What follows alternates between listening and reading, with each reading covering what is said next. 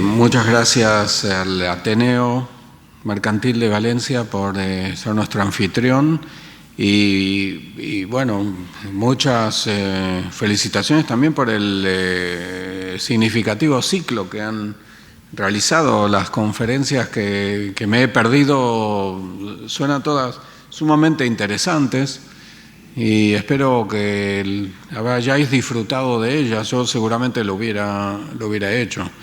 Y también me gusta especialmente de que este ciclo que empieza con los judíos en España termine, por ahora, con las relaciones Israel-España, porque Israel es el país que ha acogido al mayor número de descendientes de los sefaradíes salidos de España a fines del siglo XV. Los sobrevivientes de las comunidades balcánicas que sufrieron durante el Holocausto mayormente se han reconstruido sus vidas en Israel. Asimismo también muchos de los judíos del norte de África, muchos de ellos descendientes de los sefaradíes de España, también se han asentado en Israel. Así que hoy en día Israel es tal vez podríamos decir el descendiente también genético, pero seguramente espiritual de Sefarad, de la España judía. Y hablar de las relaciones entre el Estado de Israel y España no se puede sin realmente empezar por sus fundamentos, que son la presencia judía en esta parte del mundo, en la península ibérica, al menos durante los primeros 1500 años de nuestra era. Porque judíos sabemos que había en la época romana, no sabemos si habría antes, tal vez, pero una presencia continua durante 1500 años. Para mi desgracia, yo soy historiador de preparación,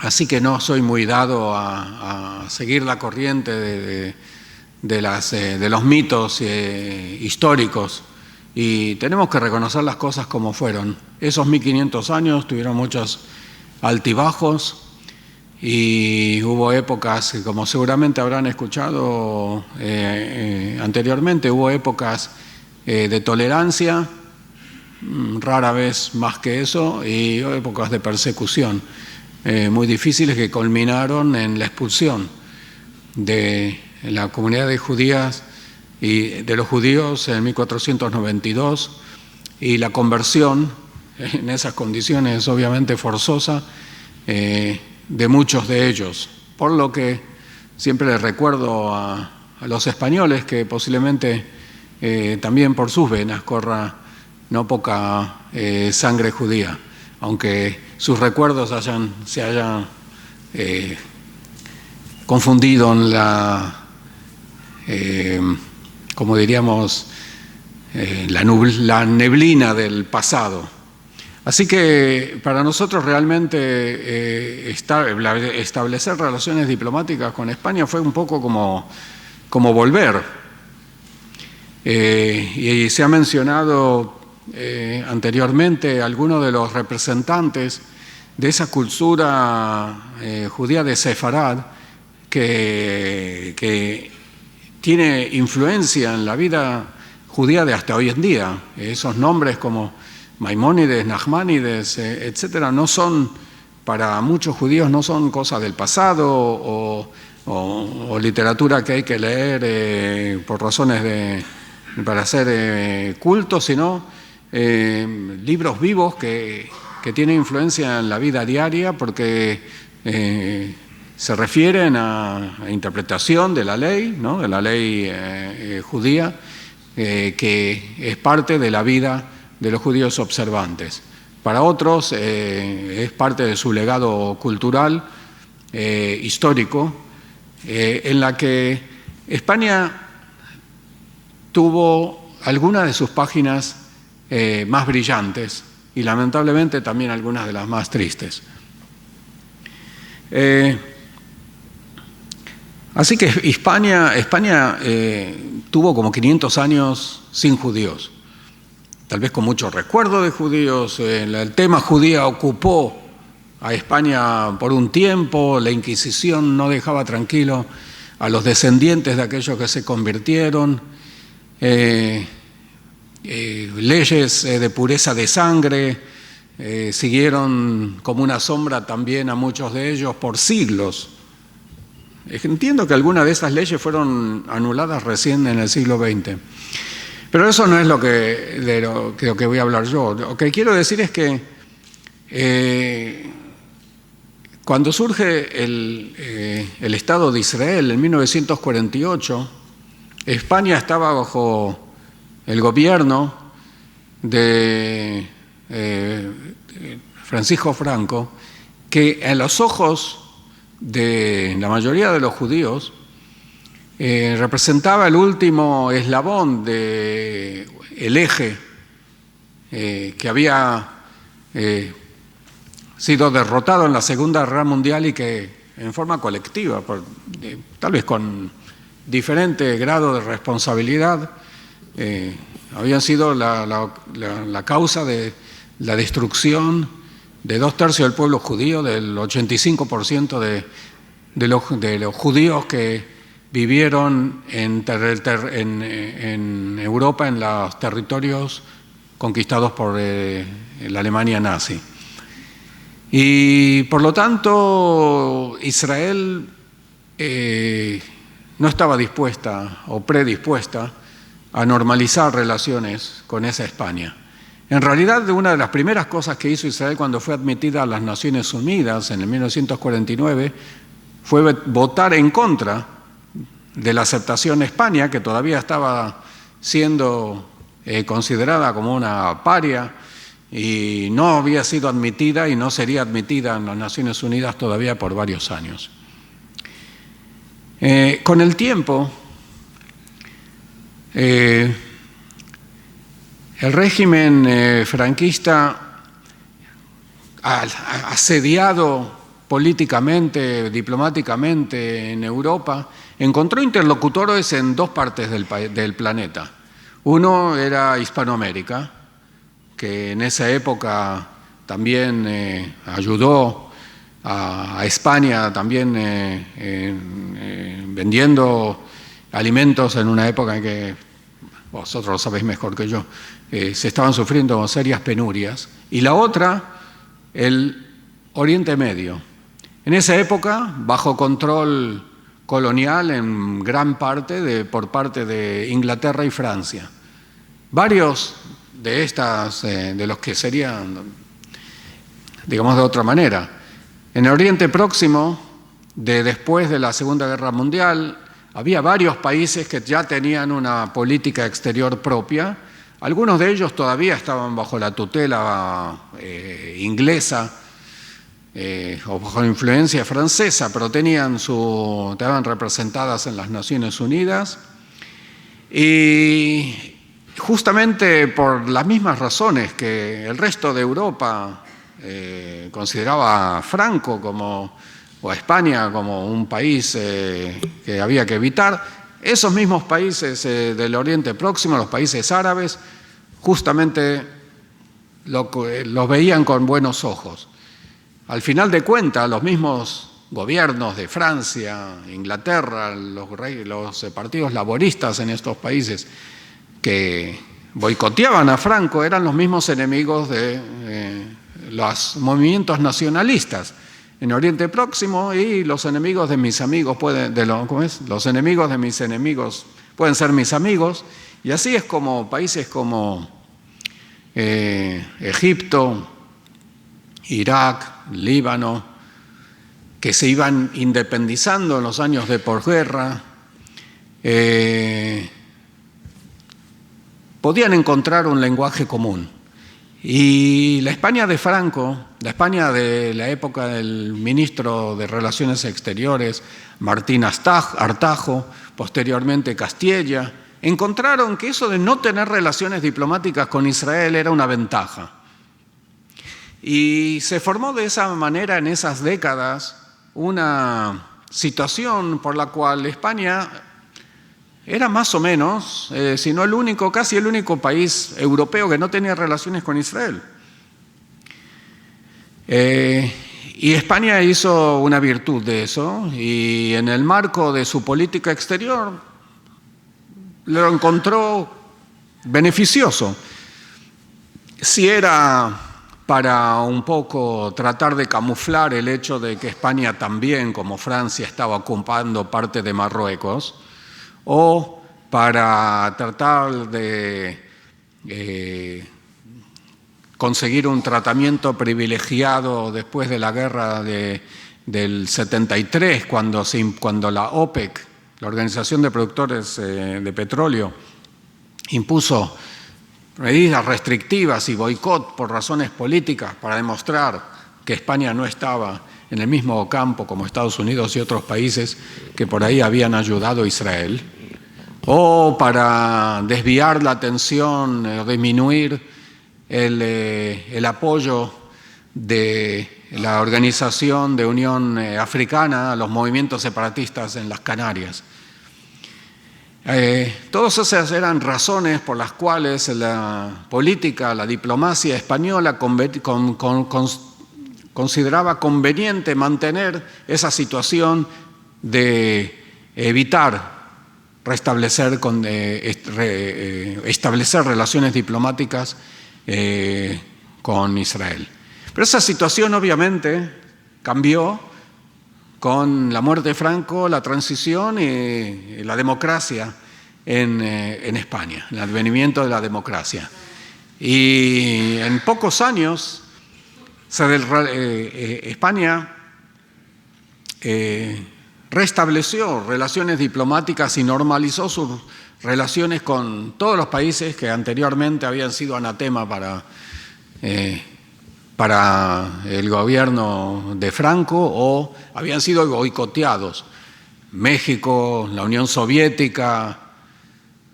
Israel un poco quedó en el aire esperando las circunstancias correctas. Mientras tanto, España iba avanzando en el camino de la democracia y a mitad de los años 80 estaba el umbral también de entrar en la Unión Europea.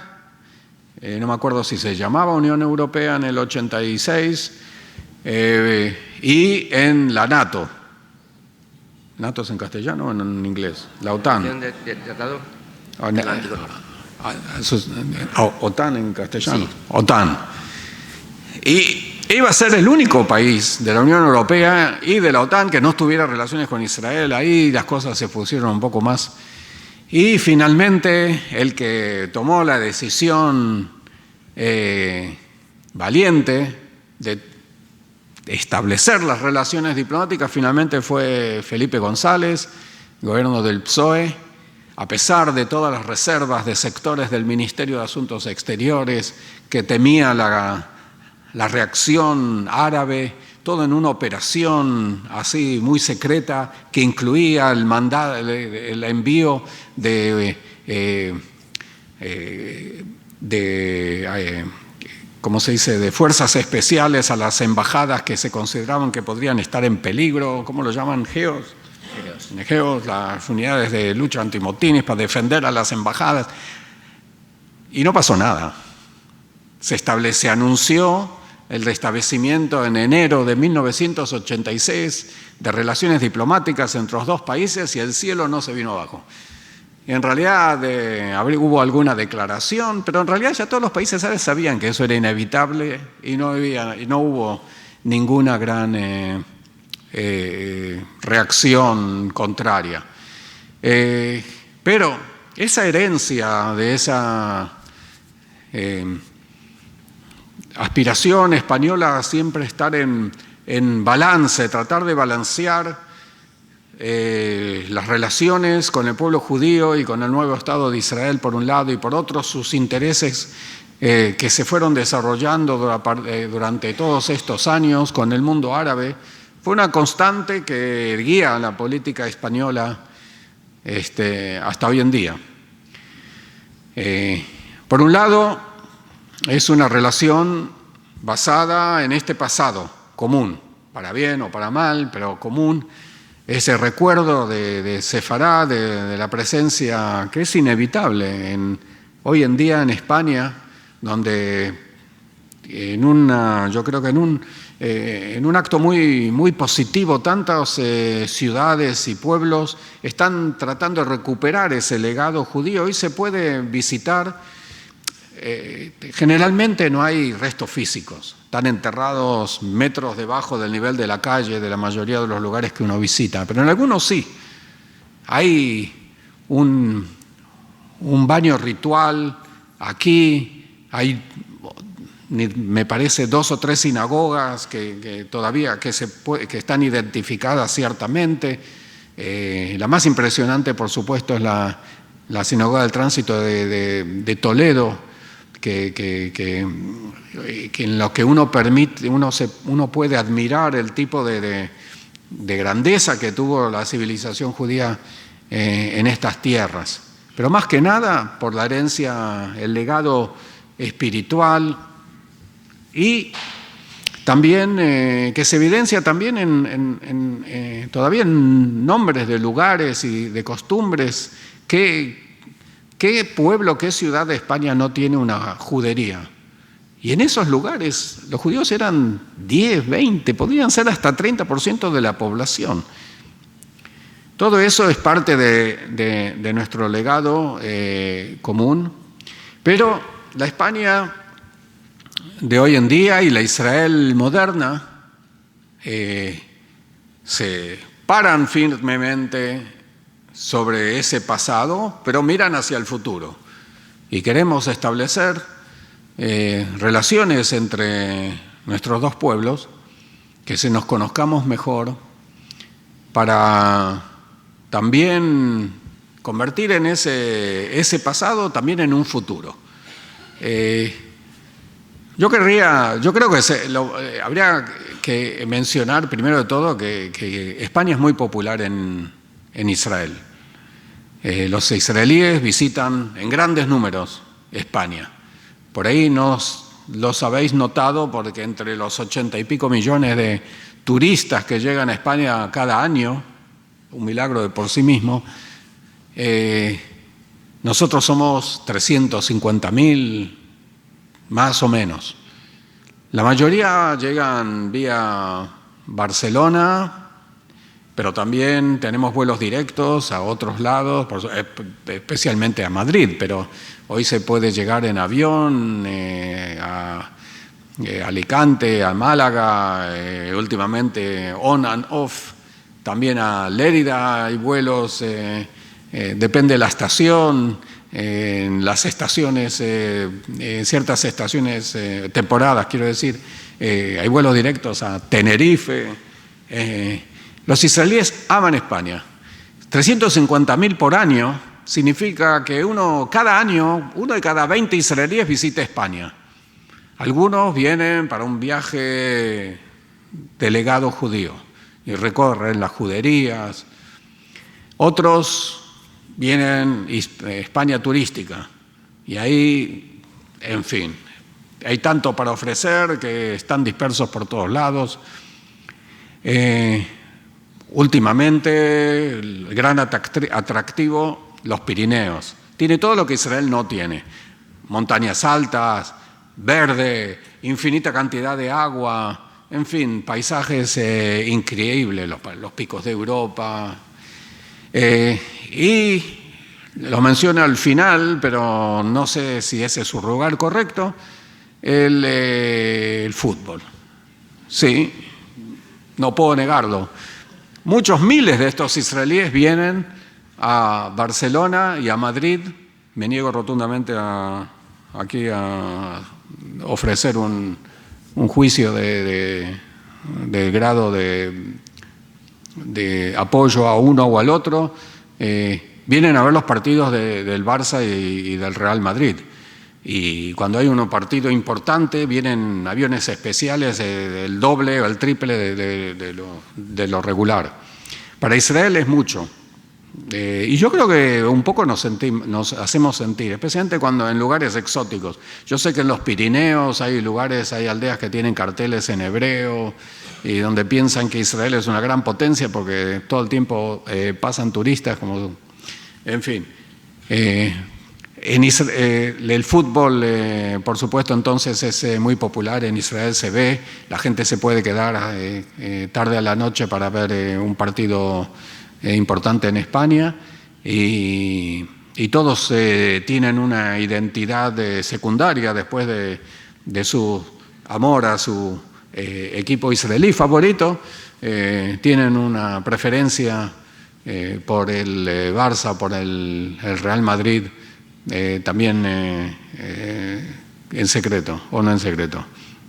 Así que, aparte de eso, por supuesto, los restaurantes de tapas en Israel son también así múltiples en todos lados, versión israelí de las tapas, pero eso es algo que os invito a que probéis, porque acá estamos sumando sobre la idea básica de la tapa, así como fue desarrollada durante 2000 años de historia en España, se le agrega nuestra tradición gastronómica, así que el resultado es algo que vale la pena probar. Así que por todas esas razones España es bien querida a nivel popular en Israel. El turismo español en Israel es menor, alrededor de los 50.000, este año creo que hemos llegado a los 60.000 visitantes. La mayoría, no sé si es gran mayoría o simple mayoría, son viajes a Tierra Santa, peregrinación, Tierra Santa. Yo espero que de todas maneras vean más allá de la Tierra Santa también la Israel moderna. Hay veces me parece que ven demasiado poco de la moderna Tel Aviv, de las cosas así que caracterizan a nuestro país hoy en día. Y estas cosas son las que están hoy en día así en la punta de lanza de nuestra acción de la embajada aquí en España. Presentar, si queremos acercar entre los pueblos, lo que hacemos es tratar de alentar el intercambio cultural, el intercambio económico. A nivel de cultura hay mucha interacción. También la embajada española en Israel es muy activa. Existe un instituto Cervantes. Y hablando de Instituto Cervantes, en estos últimos años ha tenido una actividad redoblada en virtud a la ley aprobada en el 2014, si no me equivoco, en España, abriendo las puertas de la nacionalidad española a los descendientes de los sefaradíes. Y eso como uno de los requisitos es un certificado de conocimiento del idioma español emitido por los institutos Cervantes en el mundo. Eso ha creado un gran interés por perfeccionarse en el idioma. También en Israel hay interés en este procedimiento. Y que nosotros de la embajada lo vemos como un paso positivo por parte del gobierno de España en enfrentar su pasado con el pueblo judío. Las áreas en las que la cultura israelí está más presente acá en España son la danza contemporánea, especialmente las compañías de Inbal Pinto, el ensemble de danza del Kibbutz, el Kibbutz Dance Company. Esas dos son los exponentes más interesantes de la danza moderna que visitan España bastante seguido, invitado por los mejores centros culturales en Barcelona, en Madrid y en otras grandes ciudades. La literatura, tenemos un triunvirato de escritores israelíes cuyos libros todos han sido traducidos al castellano y muchos de ellos también al catalán. A.B. Yoshua, Amos Oz, David Grossman, pero también otros escritores más jóvenes. Los veo en las librerías y de paso sí, para mí fue un motivo de gran satisfacción ver que en España todavía hay librerías y la gente compra libros. Me gusta que la sección más interesante, o más grande, más popular de las librerías sea la de novelas históricas, pero en la literatura extranjera siempre podréis encontrar una última edición de una nueva traducción de un escritor israelí. Cine israelí llega aquí. Artes plásticas, exhibiciones, fotografía también, música, desde música popular, artistas como Noah o Mayumana ha tenido mucho éxito, es como lo llamaríamos, una compañía de música basada en percusión que ha formado grupos, compañías españolas en su tradición y usando el nombre Mayumana han aparecido por toda España. Festivales de cine mencioné.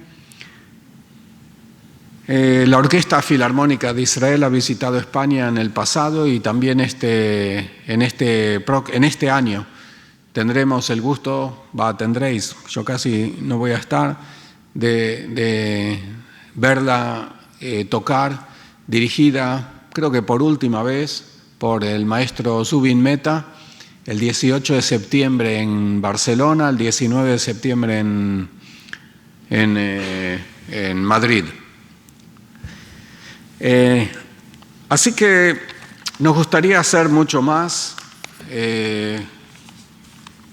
Las buenas noticias es que mucha de esta actividad se realiza no por impulso debido a la elección de la embajada, sino por demanda de los empresarios, de los teatros, de los centros españoles que los contratan y los traen. Eso significa que no es un interés artificial, es un interés verdadero que proviene el hecho de que a muchos españoles les interesa la cultura israelí. En el área económica, las relaciones entre nuestros dos países siempre tenemos, todos los que nos ocupamos en el tema, la impresión de que se podría hacer más. Hoy en día tenemos un intercambio comercial de alrededor de 2.000 millones de euros.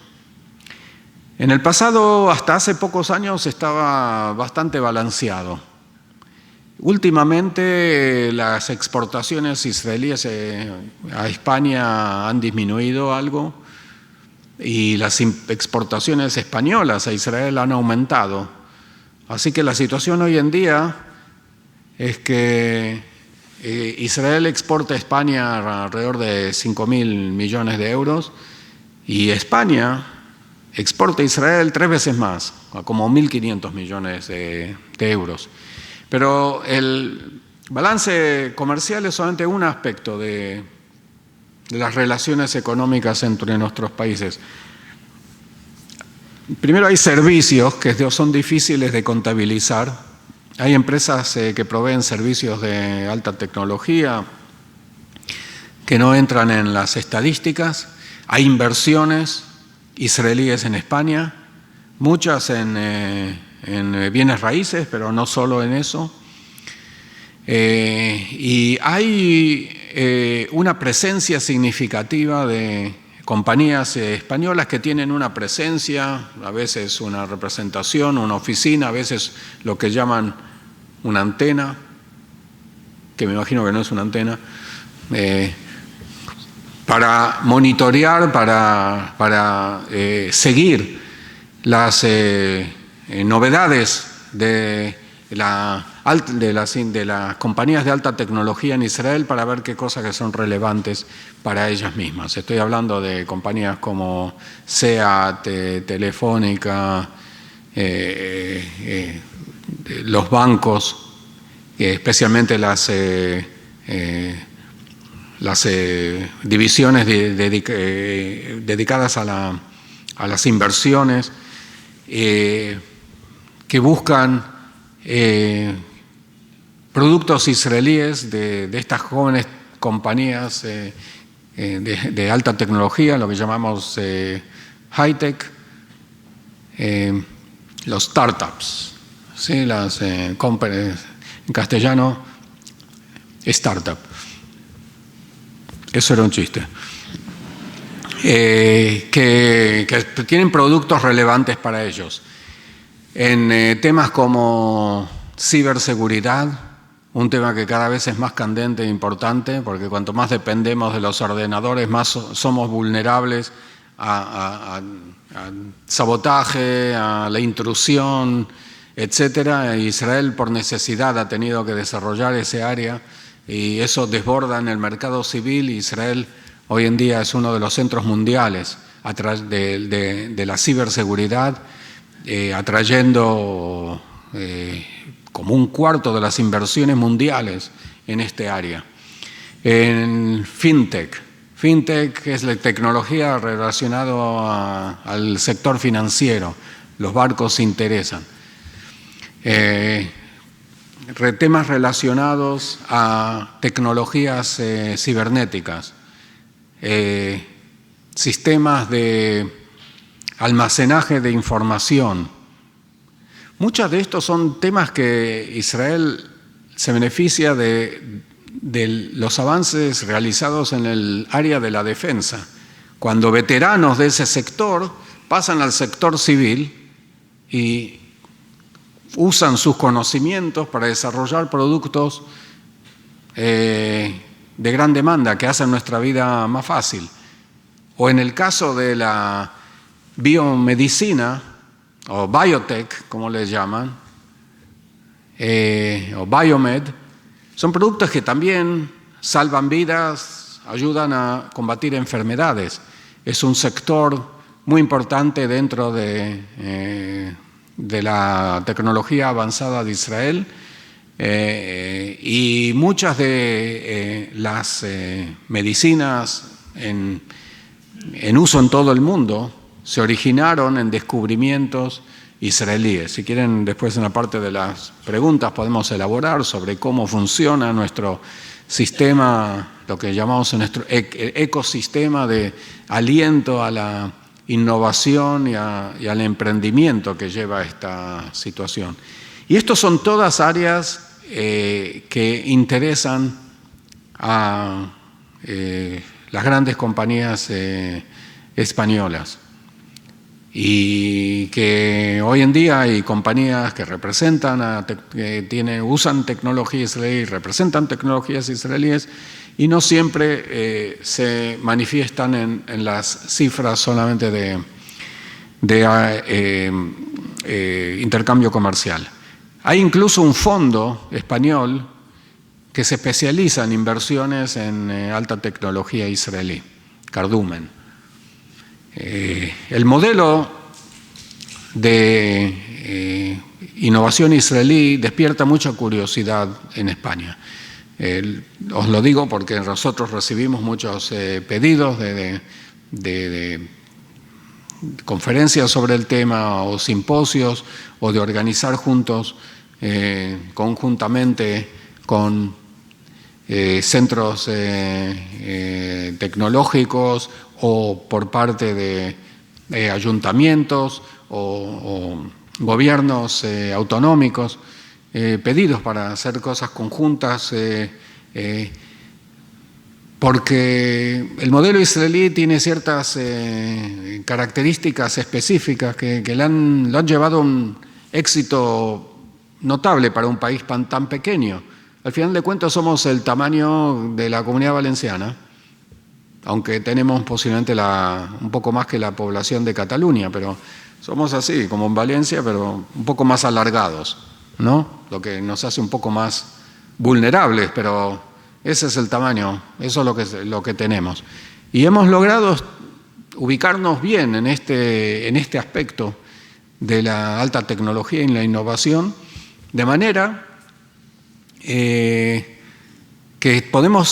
hemos logrado encontrar nuestro lugar en este mundo globalizado, tan implacable. No tenemos lo que tiene España, grandes compañías, infraestructuras, empresas que fabrican vagones, electricidad, y por lo tanto compramos de España muchas de estas cosas. Una de nuestras plantas de desalinificación más grande fue construida por una empresa española, SACIR. Vagones, electrificación de la línea de trenes a Jerusalén está en manos de una compañía española. O sea, tenemos una gran complementariedad en muchos aspectos. Y por eso es que tenemos siempre la sensación de que lo que tenemos ahora está muy bien, pero que en realidad es nada más que lo que podríamos estar haciendo mucho más. Así que, como os digo, tenemos una base muy fuerte, no solamente debido a nuestro pasado común, sino también por las relaciones entre nuestros pueblos en aspecto cultural, en aspecto económico. En el área política tenemos un diálogo muy sincero. Como buenos amigos también discutimos a menudo. Hay temas en los que no estamos de acuerdo, y eso lo hablamos. A veces incluso un poco nos enojamos. Pero básicamente nos unen tantas cosas que al final de cuentas nos terminamos, como también hacen los buenos amigos, reconciliándonos y decidiendo que vamos a profundizar el diálogo entre nosotros, bueno, hasta la próxima discusión que tengamos. Así que un tema que un poco a mí me preocupa, y no quiero solamente pintar un cuadro que es todo rosa, es que sentimos un déficit de comprensión en la opinión pública. Tenemos, en nuestra opinión, los medios de comunicación no nos hacen justicia, no presentan nuestra causa en forma equitativa y justa. Y por lo tanto el gran público español muchas veces tiene una visión equivocada de cosas que suceden.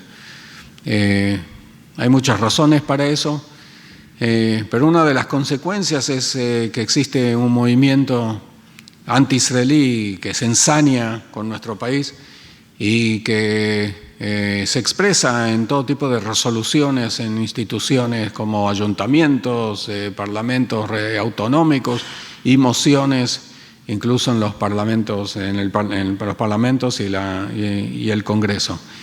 Pero lo peor de esta tendencia es el esfuerzo que están haciendo nuestros rivales en pintar, en convencer a un público básicamente bien intencionado de que la manera correcta de, por ejemplo, expresar solidaridad con la lucha del pueblo palestino, que uno puede tener diversas opiniones, que la manera de apoyar al pueblo palestino es apoyar un boicot contra Israel, en la práctica, negarle su derecho a existencia y a defenderse a sí mismos.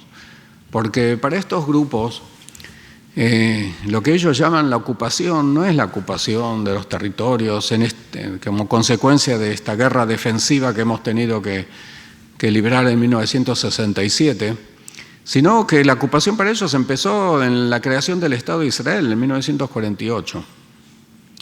Y son muy fuertes en criticar y muy débiles en dar soluciones concretas de cómo sí podemos resolver el problema. Y lo menciono porque algunos de estos movimientos son muy activos en la comunidad valenciana.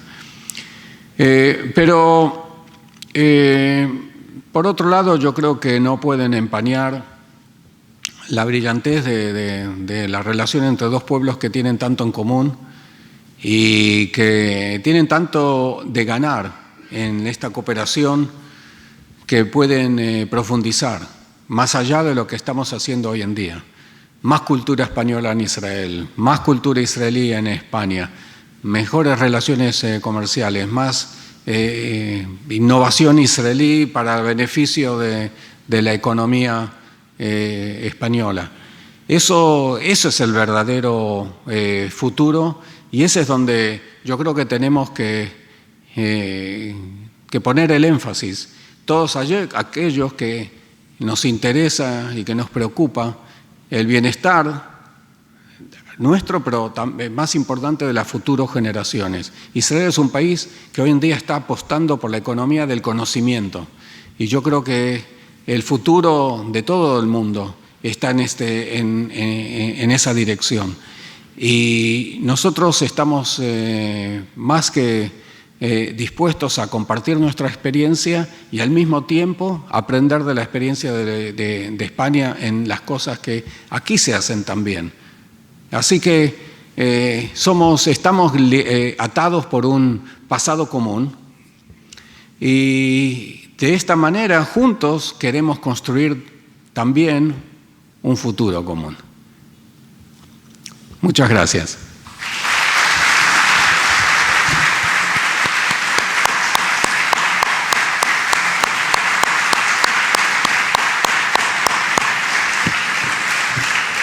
Muchísimas gracias, don Daniel. Gracias a su ponencia, todos podemos conocer más y mejor las relaciones de España e Israel entre el pasado y el futuro, que era el motivo de la conferencia de hoy. Y ahora, de acuerdo con don Daniel Kuzner, abrimos un turno de preguntas. Si hay alguna persona en la sala que quiera hacer alguna pregunta al embajador, seguro que con mucho gusto les responderá. Y si no, seguro que Paco a lo mejor hace alguna pregunta. Y si no, yo después. Yo le preguntaría, señor embajador, yo le preguntaría de su estancia en España, ¿qué es lo que más le ha gustado y lo que menos? Estoy tratando de pensar qué es lo que menos me está gustando. La verdad es que para mí personalmente mi estancia en España es también la realización de un sueño personal. Yo estuve en España de muy joven, por primera vez en 1969, cuando España era bastante distinta a la que es hoy en día, con mis abuelos en un paseo que me llevaron a Israel y a otros y a ciertos países de Europa. Llegué a España viniendo de Londres, de Francia. Pero más significativamente estuve aquí en el 85 para escribir mi tesis de máster, para juntar material. Y en esa época conocí al que era en esa época nuestro representante extraoficial en España, que todavía no habíamos establecido las relaciones diplomáticas, pero estaba aquí como embajador ante la la Organización Mundial del Turismo. El recordado Shmuel Hadass, que me recibió muy bien junto con su esposa durante ese par de meses que estuvo aquí. Yo ya entonces era un joven diplomático, pero se me había dado la oportunidad de completar mi tesis en el marco del ministerio. Y viendo lo que él hizo y conociendo España y viniendo con el trasfondo del que yo venía, me pareció España como el país más fascinante para servir. Bueno, me tardó toda una carrera llegar aquí, pero llegué al final. Y por eso, y tenía muchas expectativas y muy altas, y la verdad es que todas se cumplieron.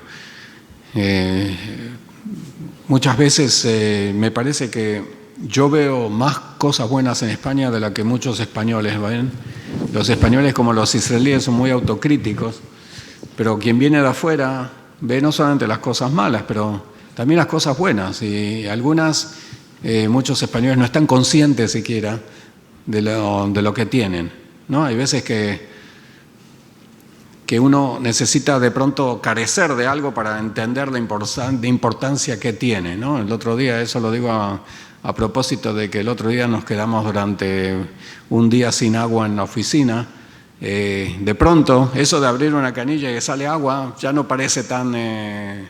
cuando estás un día sin eso, de pronto ya no parece tan trivial. Y muchos españoles piensan que muchas de las grandes virtudes que tiene este país son obvias, y etcétera.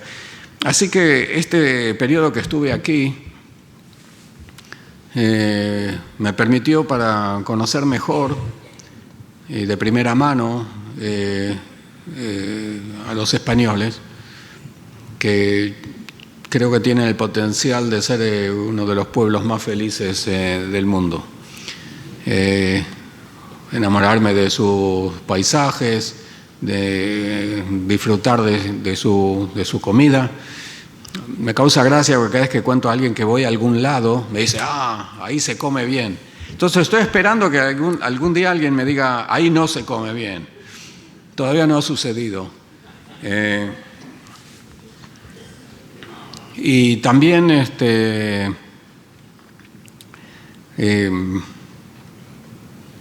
me impresionó positivamente así el interés que hay por recuperar el legado judío. De las cosas que menos me gustaron, las mencioné, son esa tendencia de ciertos sectores de ensañarse con nosotros. ¿Por qué digo ensañarse? No porque esté en contra de la crítica. Nosotros, como dije, israelíes somos los críticos número uno de Israel. Si quieren escuchar algo malo de Israel, abrid un periódico israelí o prended el canal que cubre nuestro parlamento, la Knesset. Ahí lo tenéis todo. Pero lo que no admito es que se nos trate en forma extraordinaria, no como a cualquier otro país, sino que solamente a nosotros se nos critica y solamente a nosotros nos dedican todas estas condenas e intentos de cuestionar nuestra legitimidad. Yo creo que es importante luchar contra esa tendencia. Yo creo que me temo que provengan de raíces profundas, de un pasado que creía que estaba olvidado. Así que eso sería, digamos, lo que un poco empañaría mi visión de España, que es en total tan positiva. ¿Allí hay una pregunta? No voy a preguntar. ¿No? Bueno, pues hay muchas preguntas. Por ejemplo, aquí. Pasas aquí, un momento. Aquí primero, que ha levantado la mano. Este señor, de la segunda fila. Este señor. Muchas gracias, señor embajador. Es dos preguntas. En realidad, como español, me sorprende la falta de información que existe en los medios de los ataques que recibe continuamente Israel e incluso pues, de los bombardeos, que al final en las noticias lo que oyes es Israel respondió con 2 misiles después de recibir 200, ¿no? Entonces, es sorprendente ese tratamiento, cómo se vive o si se puede trabajar de alguna manera. Y luego la segunda pregunta es otra cosa también complicada. Nosotros, los españoles, desconocemos la cantidad de dinero que da la Unión Europea de apoyo al pueblo palestino. Y me parece a mí que no está suficientemente claro si ese apoyo no termina en manos que puedan perjudicar, en manos terroristas, o que puedan utilizar el terrorismo como forma de actuación. Entonces, son dos preguntas un poco complicadas, pero creo que son interesantes. Bueno, sobre la primera yo me referí, yo también comparto su impresión sobre la parcialidad de la cobertura de nuestros temas. Parcialidad en el sentido de que es parcial. Hay veces que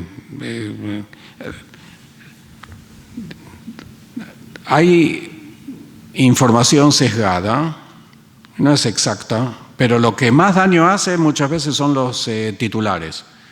Los titulares, en pocas palabras, tratan de dar una impresión. Hay veces cuando el artículo no es tan terriblemente sesgado contra Israel, el titular lo es, ¿no? Primero está el tema de la obsesión de la prensa israelí, de la prensa española con Israel. Es decir, no puedo decir que la crisis de Siria no haya sido cubierta, pero si uno ve las dimensiones de la tragedia humana que sucedió en Siria en los últimos, desde 2011, los cientos de miles de muertos, ¿cuántos centímetros le han dedicado? No pocos. Pero después, ¿cuántos centímetros le han dedicado al problema israelí y palestino? Que, bueno, con todo lo que hay que resolverlo, nadie lo niega. Hoy en día es el problema más menor del Oriente Próximo, ¿no? Cuando mueran cientos de miles de personas en Siria, cuando en Irán está amenazando la estabilidad de toda una zona, cuando hubo una guerra horrible contra un Estado islámico que surgió como un cáncer entre Siria e Irak y quiso volver esa zona a la Edad Media. Y de todas maneras nosotros figuramos mucho más prominentemente que todos esos asuntos. Primero hay la cuestión de selección de temas. Segundo, qué es lo que cubren. Hubo una mejora. En los últimos años se ve más información sobre Israel en el aspecto más allá del conflicto, ¿no? Aspectos económicos, aspectos tecnológicos, descubrimientos. En ese sentido hay cambios. Pero los titulares a veces son horribles, son palestino abatido por las fuerzas israelíes. Y después uno tiene que leer 3 párrafos para enterarse que ese palestino abatido por la policía israelí había estado tratando de acuchillar a una ancianita, ¿no? Pero eso está enterrado adentro o en el subtítulo en letras pequeñas. Pero lo que es importante tener en cuenta es que uno puede, de alguna manera, influir sobre la manera en que la gente ve las cosas. Hoy en día, es verdad, hay periódicos, hay televisión, pero hoy en día las redes sociales están teniendo un papel cada vez más importante en la manera en que la gente se informa. Y en las redes sociales uno tiene influencia. Eso es cuestión de cada uno de participar en los debates, en los talkbacks, etcétera, para imponer otra visión. Y muchas veces, por ejemplo, los medios serios de comunicación le prestan mucha atención a lo que reciben de respuestas. Y si continuamente reciben respuestas contrarias a Israel, eso va a influir. Cuando hay una visión más balanceada, eso también influye. Así que hay algo que la gente que se interesa y que quiere defender a Israel puede hacer. A través de las redes sociales hoy en día se puede influir sobre la manera en que gente ve las noticias y también los medios serios la distribuyen. O sea, el segundo tema era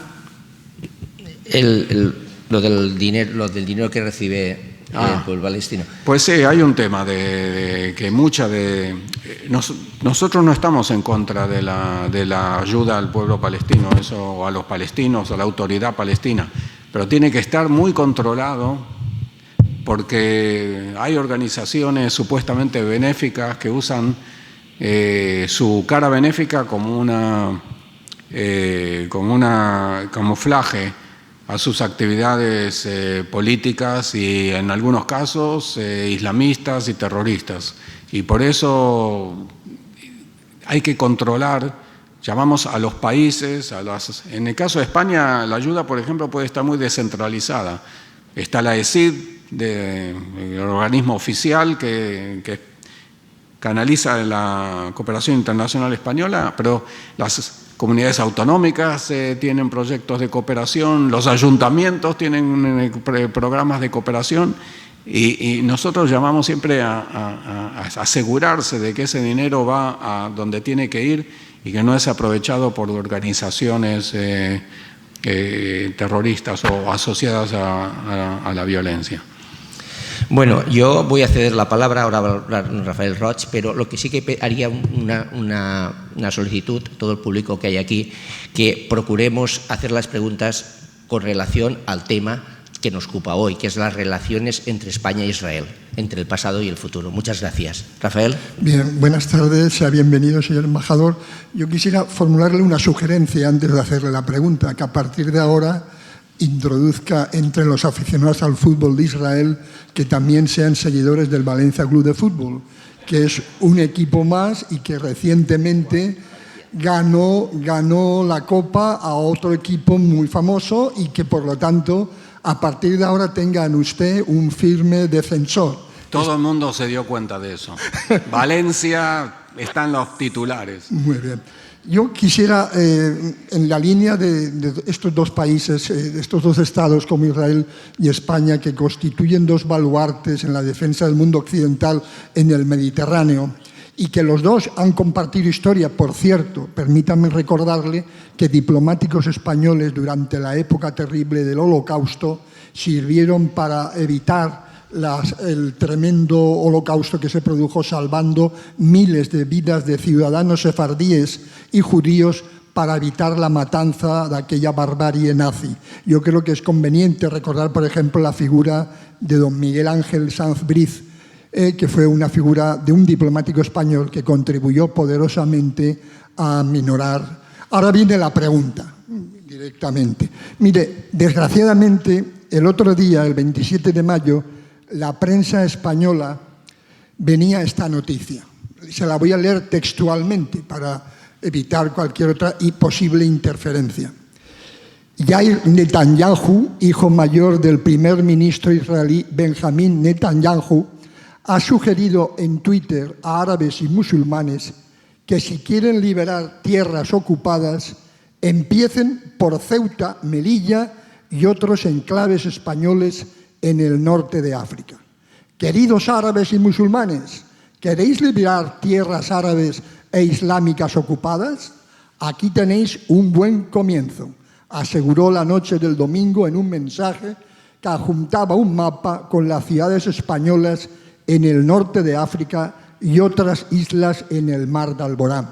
Yo creo que esto es desconocer y atacar de manera flagrante lo que constituye la integridad territorial de España, porque estas dos ciudades formaban parte de los reinos hispanos. Ceuta era la septa que pertenecía a Portugal y Melilla pertenecía a España, antes incluso de la conquista de Granada. Y además la Constitución española explicita claramente que Ceuta y Melilla son dos ciudades españolas autónomas. Por lo tanto, causa extrañeza, inquietud y perplejidad que un ciudadano tan Vaya concluyendo, por favor. Que un ciudadano tan destacado de Israel haya hecho un ataque a un país amigo y soberano como España. Nada más y muchísimas gracias, señor embajador. Bueno, no le discuto. Lo único que voy a mencionar más que dos cosas. En un tuit posterior, Yair Netanyahu como que presentó ese tuit como diciendo, veis españoles lo que nosotros sentimos cuando nos atacáis por nuestro... Pero el señor Yair Netanyahu, el joven Yair Netanyahu, es una persona privada. Y por respeto a su padre y a su familia, no me voy a extender más que eso. Muchas gracias. ¿Alguna pregunta más? Yo, señor embajador, también le quisiera hacer una pregunta. Lo que pasa es que me imagino que será un secreto y no me lo podrá decir. Bueno, si queda entre nosotros... Yo tengo una curiosidad y es ¿cuál es el secreto para que ustedes tengan una educación tan positiva, tan buena, como para tener tantos premios Nobel? Yo también quisiera saber.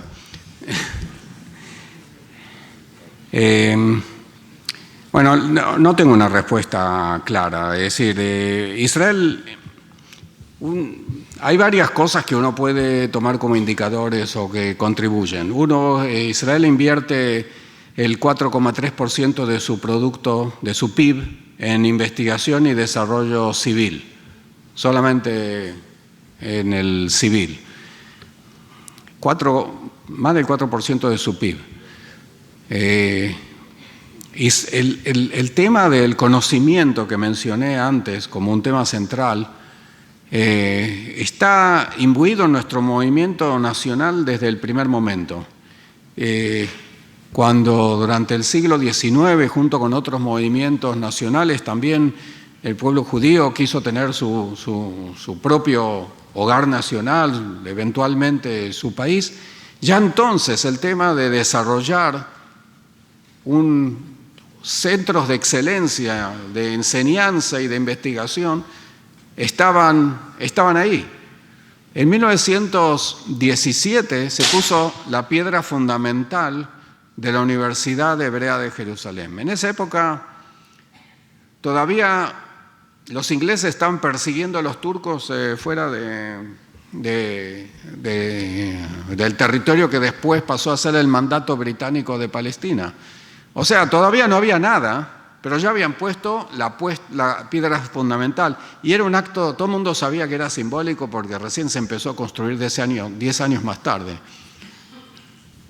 Pero lo que quiero decir es que el movimiento sionista, el movimiento nacional judío, siempre tuvo un énfasis muy fuerte en lograr estar adelante en todo lo que hace a la búsqueda del conocimiento. Pero aparte existía la ventaja de que el pueblo judío tradicionalmente ha sido un pueblo que valoró el conocimiento y la sabiduría. Tradicionalmente en el área, por supuesto, de la ley, o sea, la ley judía, el estudio del Talmud, eran sociedades por muchas razones, pero el hecho de que eran muy alfabetizadas en una época en que, en general, el alfabetismo en el mundo estaba relegado a capas sociales muy estrechas o al clero. Los judíos sabían leer y escribir y estudiaban, y aparte el prestigio social estaba en manos de aquellos que se distinguían en el estudio. El comerciante más rico judío, más rico de la ciudad, quería que su hija se casara con el seminarista más distinguido de la yeshiva, del seminario judío de su pueblo. Eso también tiene peso, y eso se trasladó también en el Estado de Israel, en el énfasis que se puso en universidades de investigación que mantuvieron un nivel de excelencia que eventualmente dio esos resultados. Es un desafío, por supuesto, mantener ese nivel de excelencia, especialmente ante las crecientes necesidades de una población cada vez mayor. ¿Cómo se hace para aumentar el número de universidades y al mismo tiempo mantener el alto nivel de las mismas? Esos son tipos de desafíos que nos enfrentamos hoy en día. Y queremos asegurar que la próxima generación de profesores universitarios, de investigadores, sean tan buenos como la actual, la que ha logrado ese logrado estos éxitos en estos últimos 15 años. Bueno, pues que sea así. Por mi parte, yo creo que queda darle las gracias. Ha sido, la verdad, es muy explicativo. Nos ha aclarado mucho las relaciones de España e Israel. Han sido muy fructíferas, han sido muy históricas y seguirán siéndolo en el futuro, seguro que sí. Muchísimas gracias, señor embajador. Muchas gracias por su atención. Por haber aceptado la invitación. Paco, cierras tú el acto.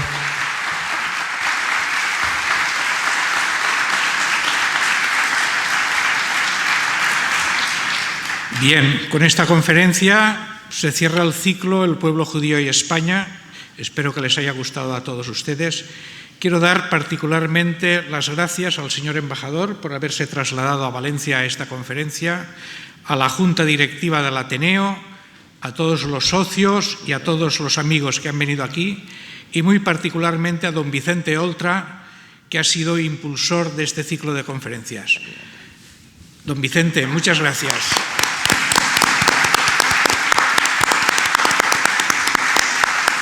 Y como se dice en hebreo, Rabá Todá, muchas gracias. Muchas gracias.